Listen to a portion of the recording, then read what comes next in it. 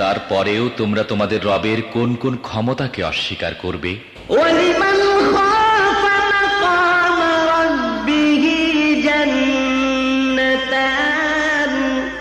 আর যারা তাদের প্রভুর সামনে হাজির হওয়ার ব্যাপারে ভয় পায় তাদের প্রত্যেকের জন্য দুটি করে বাগান।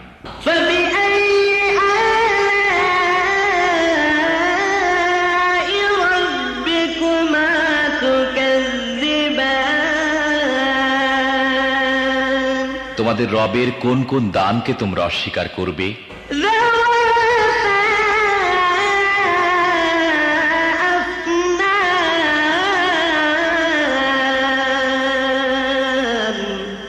তরতাজা লতা পাতা ও ডালপালায় ভরা।